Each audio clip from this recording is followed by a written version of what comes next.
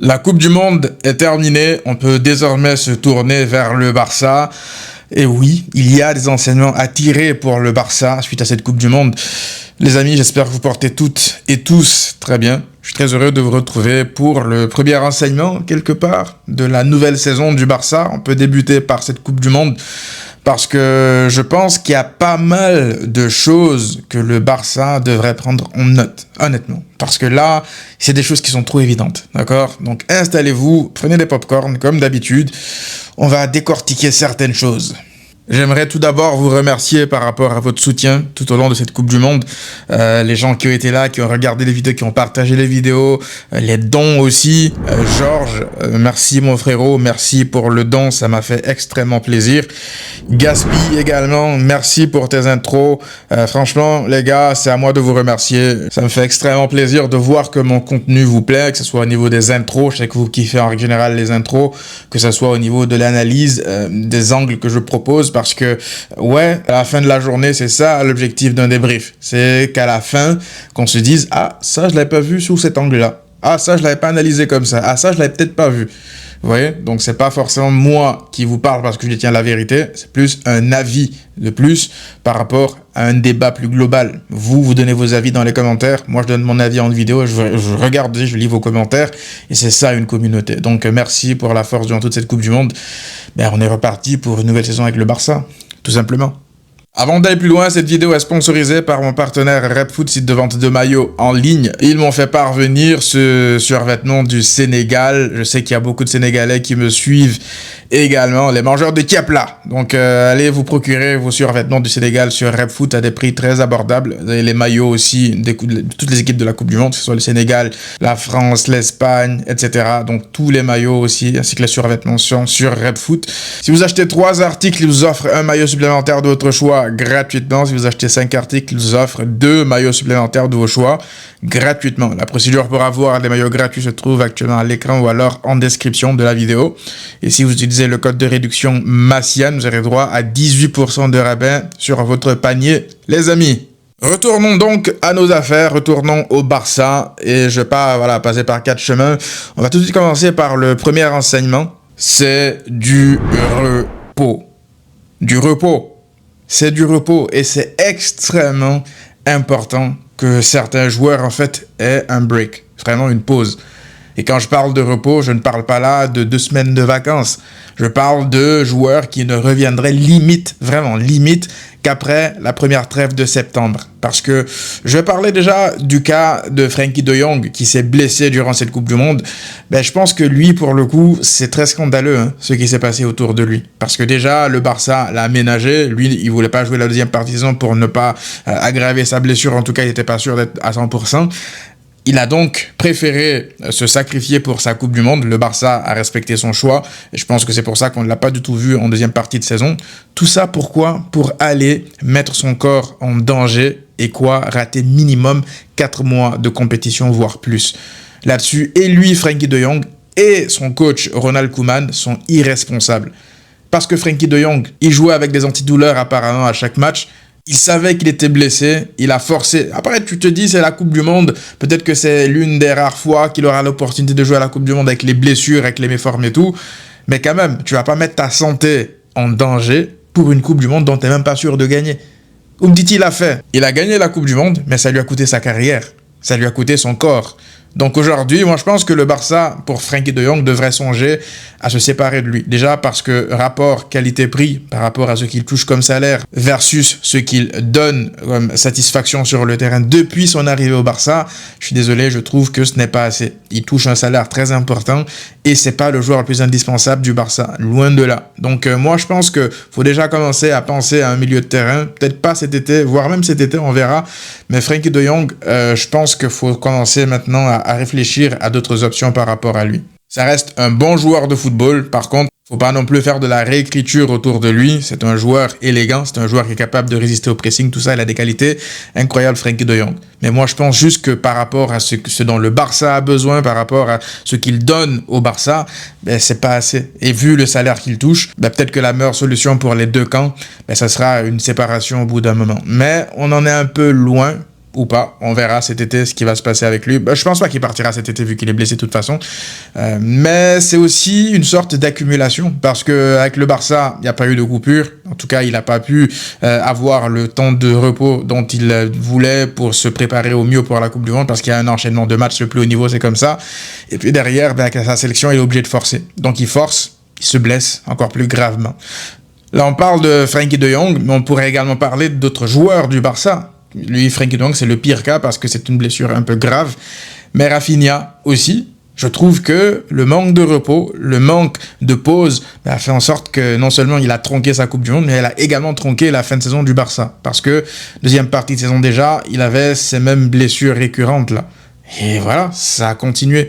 Et Rafinha va revenir avec le Barça, il va reprendre l'entraînement, je pense, dans quelques semaines.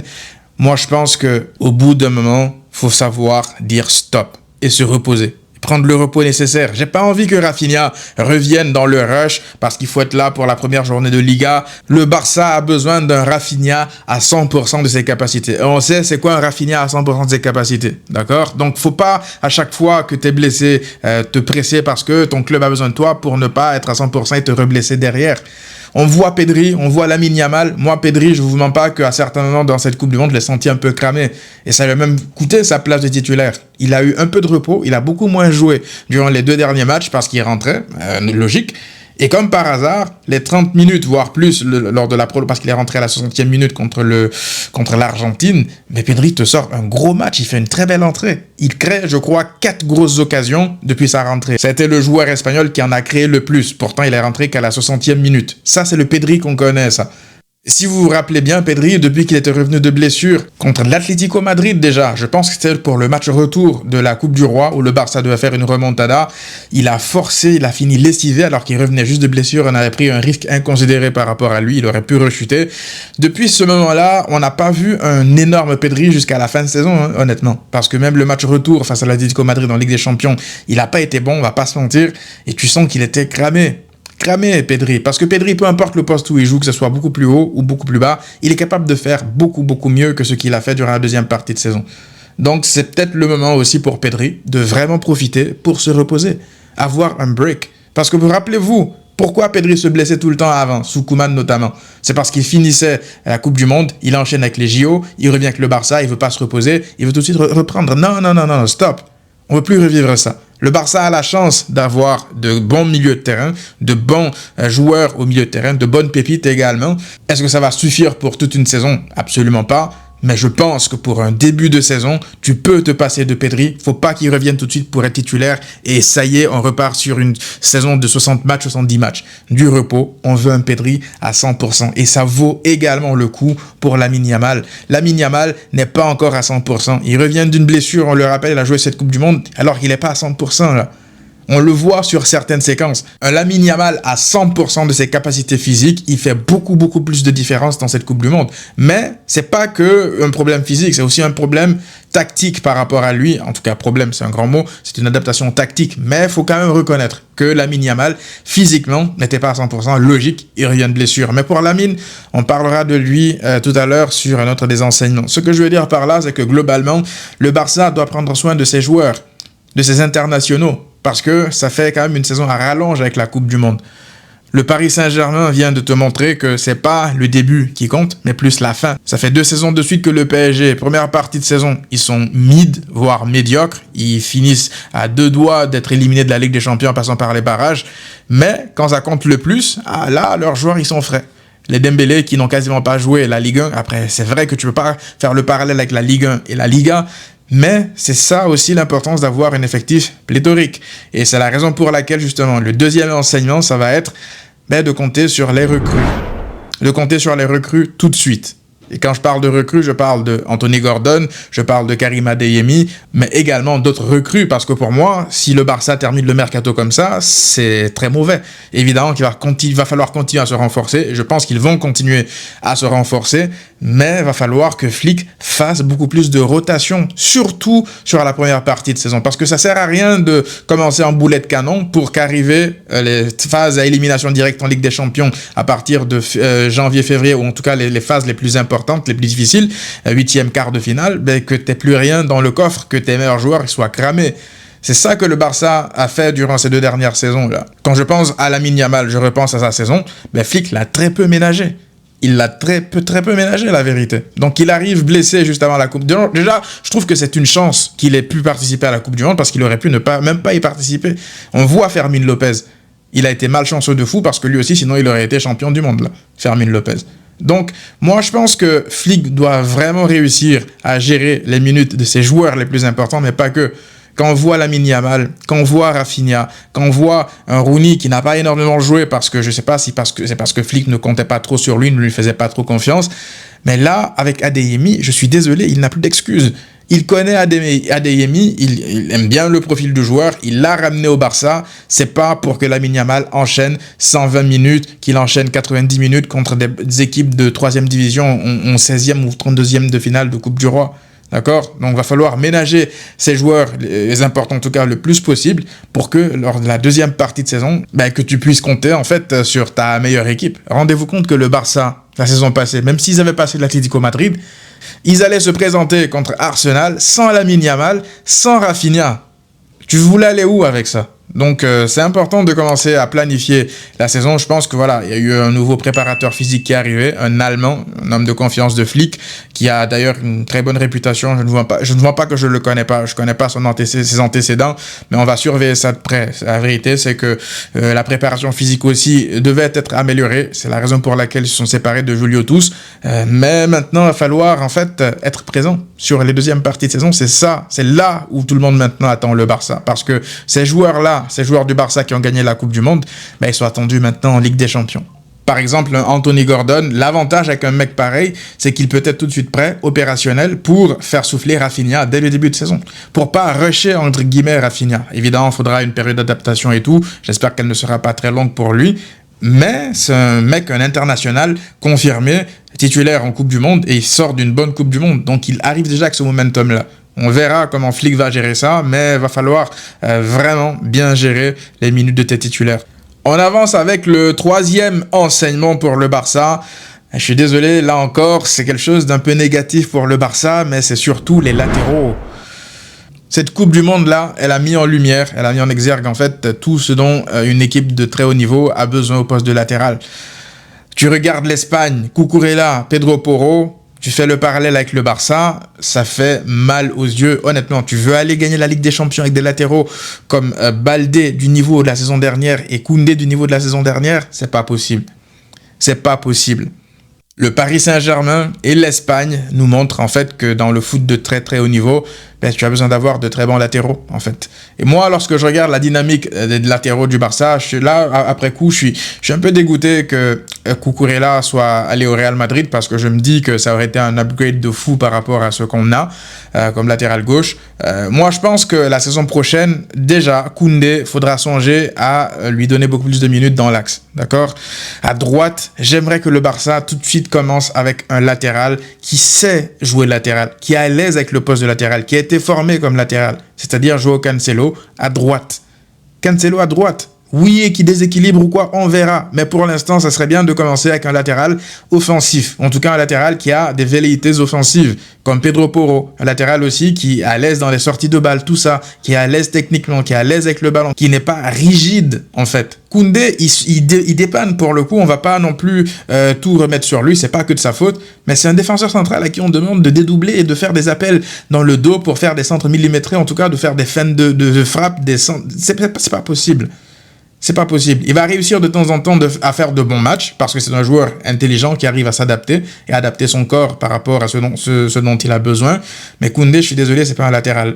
De l'autre côté, si Cancelo doit jouer à droite, c'est la saison de la rédemption pour Baldé. Parce que Baldé, ça fait 2-3 saisons qu'il est en demi-teinte. En fait, c'est une saison bonne, une saison médiocre, une saison bonne, une saison médiocre. Parce que lorsque Xavi arrive et qu'il met Alba sur le banc, Baldé, rappelons-nous de lui, il fait une énorme saison, cette saison-là. Il démarre à chaque fois ses accélérations de derrière, il élimine un peu ce que Nuno Mendes fait de temps en temps. Il le faisait, Baldé. La deuxième saison de Xavi, il est médiocre, il se blesse en milieu de saison, il est médiocre, il met plus un pied devant l'autre. Et puis Flick arrive, la première saison de Flick, Baldé, il reprend des couleurs là encore. Il recommence à dribbler, à partir de derrière, à être solide défensivement. Je vous rappelle qu'il avait vraiment mis dans sa poche Michael Olise lorsque le Barça avait croisé le Bayern lors du triplé de Rafinha. Ça, c'était Baldé, ça. Il marque contre le Real Madrid lors de la finale de la Supercoupe d'Espagne. Il centre de manière millimétrée sur Lewandowski lors du 4-0 au Bernabeu. Ça, c'était Baldé durant la première saison de Flick. Et puis, la deuxième saison, allez, il replonge de nouveau. Il commence à devenir stéréotypé, il commence à ne plus être lucide. Donc, on sait que le talent, il est là. Le problème avec Baldé, c'est est-ce qu'il sait l'utiliser. Lorsqu'il devient stéréotypé et qu'il fait la même chose à chaque fois, il arrive, il centre, il déborde, il se fait contrer pour avoir un corner ou une limite sortie de but. Ça, c'est pas le Baldé qu'on aime, ça. On a vu Cucurella, on a vu comment il est proactif, comment il joue avec sa tête. Baldé doit progresser dans la constance aussi. Donc, on ne peut pas se permettre d'une saison bonne, une saison médiocre, une saison bonne, une saison médiocre. Ça ne peut pas. Au Barça, tu ne peux pas. Moi, j'ai envie d'y croire parce que ça reste un jeune joueur. Et Flick l'a dit, c'est un jeune joueur qui, normalement, doit se battre pour aller en sélection comme tous ses autres potes-là qui sont en sélection. Il a les qualités pour, sauf qu'il est inconstant. Avant, il était en sélection Baldé. Il est sorti à cause de ses performances médiocres avec le Barça. Donc, si le Barça doit vraiment revenir au top du top du top, ben ça va également passer par une rédemption arc en fait de Baldé. Moi, je suis prêt à lui donner une nouvelle chance à ce poste de latéral gauche la saison prochaine parce que si il recommence à être bon défensivement comme il l'a souvent été et aussi apporter offensivement comme aussi il l'a été sous Flick, ben oui, là à ce moment-là, on pourra regarder de grosses équipes dans les yeux en termes de latéral. Si Cancelo à droite et Baldé à gauche savent ce qu'ils ont à faire, ils réussissent à être bons, ben le Barça peut réussir une grande saison. Moi, Cancelo à droite, je vous dis la vérité, même si c'est pas lui, je préfère encore Eric Garcia à droite plutôt que Koundé. Eric Garcia a très rarement déçu lorsqu'il a joué comme latéral droit. Donc ça aussi, c'est une option. Bref, les latéraux, c'est très important. Ça va être très important pour la saison qui arrive. Le quatrième enseignement pour le Barça après cette Coupe du Monde, ben c'est naturellement la ligne haute de Hansi Flick. C'est pas techniquement la ligne haute le problème, c'est le piège du hors-jeu. C'est ça le vrai gros problème de Hansi Flick, du Barça de Hansi Flick. Première saison, ça a surpris beaucoup de monde. Deuxième saison, beaucoup d'équipes se sont adaptées et beaucoup d'équipes ont puni le Barça avec ce piège du hors-jeu. Le problème, encore une fois, on ne le répétera jamais assez, ça ne sera jamais la ligne haute. L'Espagne qu'on a vue durant cette Coupe du Monde, c'est une Espagne qui avait une moyenne d'équipe assez haute durant tous ses matchs. Même face aux gros, c'est une Espagne qui voulait jouer haut. On a vu parfois Mbappé aller comme ça dans la profondeur et c'est Cubarsí qui le ralentit et puis Pedro Porro qui revient sur lui, etc. C'est pas le fait de jouer haut le problème, c'est le fait de systématiquement jouer le piège du hors-jeu. Alors, pour quand même rendre un peu de fleurs à Flick sur la deuxième partie de saison, il a réussi à un peu tempérer la chose et les joueurs du Barça ne jouaient plus le hors-jeu de manière automatique. Ils suivaient de plus en plus les coureurs, ils les suivaient de plus en plus, il y avait moins ce piège du hors-jeu à outrance, comme c'était d'ailleurs le cas contre l'Atlético Madrid. Et le symbole de tout ça, c'est naturellement Pau Cubarsí. La Coupe du Monde de Pau Cubarsí est limite en fait une sorte de mise à nu par rapport à Hansi Flick. C'est de l'exposer, c'est d'exposer son système défensif. De toute façon, tu peux pas gagner la Ligue des Champions si t'es pas solide un minimum défensivement. Pau Cubarsí est un excellent défenseur. Beaucoup de gens lui sont tombés dessus première partie de saison, et même les gens qui lui sont tombés dessus à cause du rouge, même si c'était pas le seul, même Eric Garcia, le rouge qu'il prend, tu fais le parallèle avec leur sélection. Je suis désolé, tu vois que ce sont des mecs qui ne sont pas utilisés à leur plein potentiel en club. Cubarsí, par contre, on ne peut pas non plus dire qu'il est mauvais avec le Barça. Il s'est raté sur certains matchs à cause du système de Flick, qui l'oblige en fait à jouer à 40-50 mètres de ses buts, mais il a quand même réussi une bonne saison dans l'ensemble, Cubarsí. Sa deuxième partie de saison, elle est énorme. Malgré le rouge contre l'Atlético Madrid, sa deuxième partie de saison avec le Barça, elle est énorme. Parce que rappelez-vous aussi, première partie de saison, Flick l'avait décalé défenseur central gauche pour accommoder Araujo afin de le réintégrer dans l'équipe. C'était catastrophique, c'était calamiteux pour les deux. Cubarsí n'était pas bon, il n'était pas à l'aise. Et puis Araujo non plus n'était pas bon. Et puis deuxième partie de saison, on a remis Cubarsí axe droit. Et là, c'était beaucoup mieux. Donc, il va falloir en fait consolider Cubarsí. Il va falloir lui donner beaucoup plus d'importance. Et en ça, tu dois lui ramener en fait un taulier à côté de lui. Gérard Martin, c'est pas mauvais. C'est loin d'être mauvais. Mais j'ai peur en fait que le manque d'expérience coûte au Barça au plus haut niveau. Après, Cubarsí aujourd'hui, on ne peut plus le considérer comme un gamin. Ça y est, il a franchi une nouvelle étape, il est rentré dans une nouvelle dimension, la Cubarsí. Pour moi, c'est le meilleur défenseur de la Coupe du Monde. Rendez-vous compte. Va falloir que le Barça réussisse à capitaliser sur ses qualités. En faisant quoi? En l'accompagnant très bien. Comme ils sont censés le faire avec Lamine Yamal devant, au milieu, ils sont censés bien accompagner Koubarsi. Parce que la défense, c'est pas que le piège du hors-jeu, c'est pas que la ligne haute, mais c'est aussi les défenseurs intrinsèquement. Parce que regardez l'Espagne, ils jouent haut, ok. Mais lorsqu'ils doivent aller sur des 1 contre 1 pour défendre, Koubarsi, il n'a pas eu peur de Mbappé. C'est pas la première fois que Koubarsi d'ailleurs fait de bons matchs individuellement sur Mbappé. Hein. Il l'a déjà fait dans les Classicos. Tu vois de l'autre côté Cucurella, qui a fait passer un enfer par exemple à Michael Olise. Ça aussi, Baldé l'avait fait, je l'ai dit tout à l'heure, la première fois qu'il a croisé Olise contre le Bayern, Barça-Bayern. Ce sont des détails. C'est-à-dire que tes duels individuels, tu dois les gagner. Si ton système, il est bon, ben, ton pressing, il est bon, ton contre-pressing, il est bon, ben, tes individualités aussi, défensivement, elles doivent être bonnes. Donc, tu dois réussir à bien les accompagner, certes, mais si tu les as déjà, ces ovnis-là, comme Koubarsi, ben, je suis désolé, c'est impardonnable de devoir en fait encaisser 1 ou 2 buts par match, voire 3 buts par match, une moyenne de 2 buts par match à une certaine période pour le Barça. À chaque match, c'est pas normal sur une saison. C'est pas normal. Tu vois l'Espagne qui n'encaisse qu'un seul petit but durant cette Coupe du Monde, 8 matchs, c'est totalement fou. Et pourtant, c'est pas une équipe qui pose le bus. Comme quoi, c'est possible de ne pas subir défensivement tout en ne garant pas le but, tout en ayant une philosophie de jeu offensive. Parce que certes, ils n'ont pas marqué une tonne de buts dans toute la compétition, sauf contre l'Autriche et certains matchs, mais ils se sont quand même procuré un volume d'occasion plutôt intéressant pour aller gagner cette Coupe du Monde-là. En parlant de volume d'occasion, ça me permet de faire la transition sur le 5e et dernier renseignement. C'est l'utilisation de Lamine Yamal. Lamine Yamal. C'était très intéressant d'écouter la conférence de presse d'après-match de Luis de la Fuente parce qu'il a confirmé en fait tous les doutes que j'avais par rapport à Lamine Yamal. Moi, j'avais dit en première période, j'avais fait un tweet pour dire que je pense que l'Espagne devrait essayer en fait de libérer beaucoup plus Lamine Yamal, de le laisser en fait s'exprimer beaucoup plus, de lui donner un peu les rênes pour qu'il puisse dribbler, provoquer, être le joueur qu'il est en fait. Luis de la Fuente nous a expliqué que Lamine Yamal s'est sacrifié, les mots ont un sens, hein. Il a dit il s'est sacrifié pour l'équipe. Il a fait une Coupe du Monde mature, il a fait ce qu'on lui a demandé et je suis très reconnaissant. Il a dit ça comme ça, très reconnaissant, sacrifié, mature. C'est très important, les mots encore une fois ont un sens. Alors non, je vais pas non plus venir ici vous dire Lamine Yamal a fait une Coupe du Monde exceptionnelle, il mérite le Ballon d'Or grâce à sa Coupe du Monde, ça serait mentir. Toute personne qui vous dit ça, supporter du Barça ou pas, ça serait mentir. De dire qu'il mérite le Ballon d'Or juste pour sa Coupe du Monde, ça serait faux. D'accord? On peut faire le débat du Ballon d'Or après. Moi, c'est pas le sujet qui me passionne le plus. On pourra en faire après parce qu'il faut en parler vu que tout le monde en parle, d'accord? Mais je vais me focaliser beaucoup plus sur l'analyse de Luis de la Fuente par rapport à Lamine Yamal, par rapport à son utilisation. Et pour ceux qui étaient beaucoup plus attentifs, avant Luis de la Fuente, Rodri nous avait déjà un peu envoyé quelques informations par rapport à ça. Parce que avant le match contre la France, Rodri, il avait dit que Lamine Yamal, il doit encore progresser dans certaines choses. En gros, ce qu'il dit, c'est qu'on n'a pas envie, on n'a pas besoin que Lamine Yamal nous sauve contre la France. On a envie que Lamine Yamal nous aide à faire ce qu'on fait tous ensemble, qu'on travaille ensemble.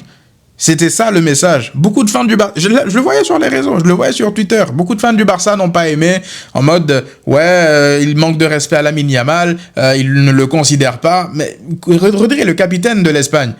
Ils ont estimé que pour gagner la Coupe du Monde, parce que leur objectif c'est ça, hein, c'est de gagner la Coupe du Monde. Leur objectif c'est pas de faire briller Lamine Yamal. Hein. C'est ça aussi qu'il faut comprendre. Que ça, Luis de la Fuente, que ça soit Rodri, ainsi que tous les joueurs de l'Espagne, leur objectif c'est pas de faire briller Lamine Yamal pour le Ballon d'Or. Donc eux, ils comprennent exactement ce qu'ils attendent de lui, ils connaissent ses qualités, et Lamine Yamal a répondu par rapport à ce qu'ils attendaient de lui. L'objectif a été atteint. Maintenant, si vous me posez la question, est-ce que Lamine Yamal est content par rapport à sa prestation de cette Coupe du Monde? Connaissant le joueur, connaissant ses standards, je vous dirais que non. Il n'y a qu'à voir sa réaction à la fin du match. Il n'était pas non plus en extase, en apothéose. Il était content, naturellement, parce que je pense qu'à son âge, il réalise même pas en fait qu'il a terminé le foot de sélection, parce que c'est un compétiteur de fou dans sa tête. Il doit se dire, ah voilà, j'ai pas tant brillé individuellement que ça, mais il a travaillé pour le collectif et ça aussi, il le sait.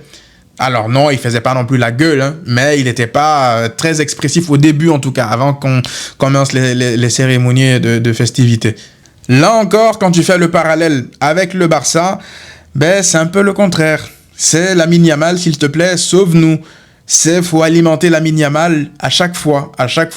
Même moi, je me rappelle plein de débriefs du Barça où ça me faisait mal à la tête que les joueurs du Barça ne le cherchent pas beaucoup plus. Je leur disais en fait d'alimenter Lamine Yamal à chaque fois parce que ça m'énervait qu'il touche pas autant le ballon. Moi, je pense que lorsqu'on fait aujourd'hui le parallèle entre l'Espagne et le Barça, est-ce que le mieux, ça ne serait pas justement de trouver le juste milieu ? De ne pas brider Lamine Yamal, mais de ne pas non plus le surresponsabiliser. Parce que moi, je ne vous mens pas. Certes, l'Espagne, ils ont gagné la Coupe du Monde et c'est très beau, c'est parfait pour leur palmarès par rapport à la force collective qu'ils ont dégagée durant cette Coupe du Monde. Mais moi, lorsque je regarde Lamine Yamal, je trouve que ça reste en fait un joueur qui a été trop, je l'ai dit dans le débrief de la finale, trop aseptisé. Un joueur trop scolaire, un joueur trop dans le contrôle.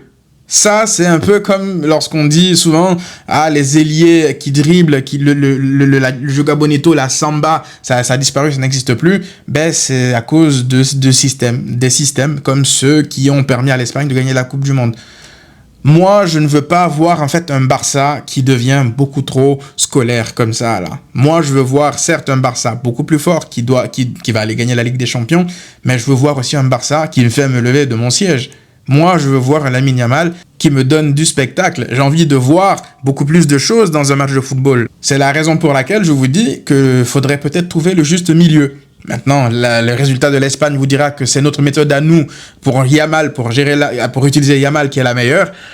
Peut-être dans un cadre Espagne, mais dans un cadre Barça, je ne pense pas que ça soit la meilleure chose. Parce que si à chaque match du Barça, tu dis Lamine Yamal, tu ne dois faire que contrôle-passe pour attirer les joueurs, faire contrôle-passe, je ne pense pas que ça soit la meilleure chose pour le Barça. Je pense que le Barça doit savoir jauger jusqu'où il donne une responsabilité à Lamine Yamal. Cependant, je me l'ai dit encore une fois, le Barça devrait limiter la responsabilité aussi sur Lamine Yamal, pas le surresponsabiliser.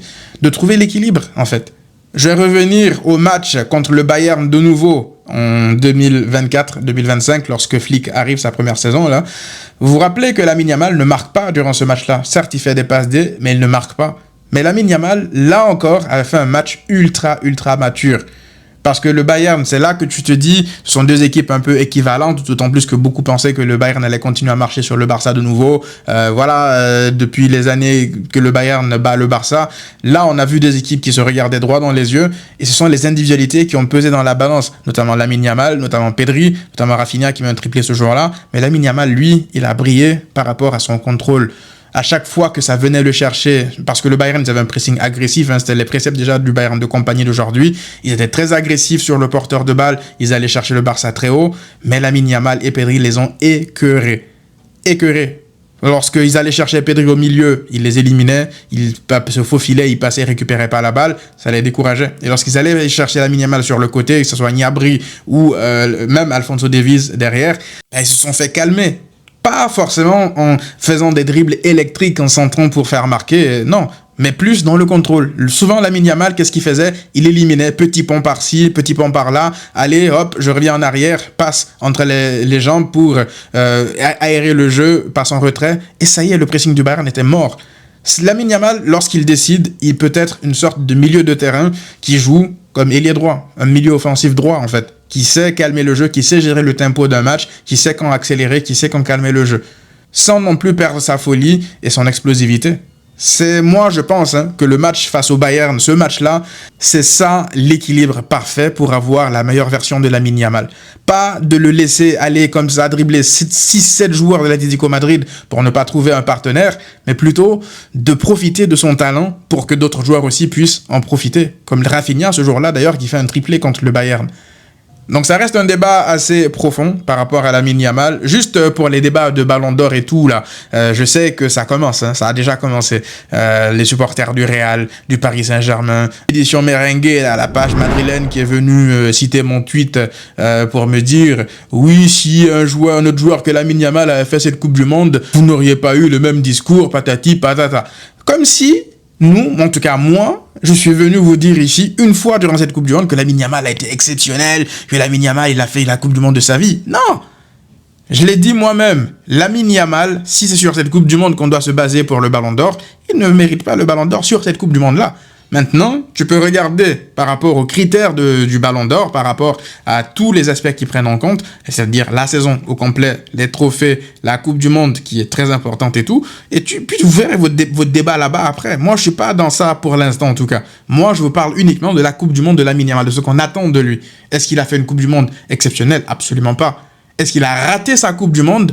Absolument pas non plus. Il a fait ce qu'on attend de lui. Maintenant, si le mot mature vous dérange parce qu'il faut absolument qu'on dise que Lamine Yamal a été nul pour satisfaire vos égos et dans vos combats, c'est votre problème. Moi, j'ai dit ce que j'ai à dire, j'ai donné mes arguments parce que j'ai pas sorti le mot mature juste pour enjoliver la galerie et tout. C'est à vous de voir, d'accord? Si ça vous plaît pas, c'est votre problème. Moi, franchement, je suis pas dans vos guéguerres là. J'ai passé toute la Coupe du Monde à dire que Jude Bellingham a fait une Coupe du Monde XXL. J'ai parlé de Bellingham, j'ai parlé de Vinicius, j'ai parlé de Mbappé. Donc, pour répondre à ta question édition merengue, non, moi, c'est pas parce que je ne kiffe pas le Real Madrid que je suis incapable de parler en bien de joueurs du Real lorsqu'ils font de bonnes choses, d'accord? Je l'ai déjà fait, je l'ai fait plein de fois et je le ferai de nouveau si nécessaire.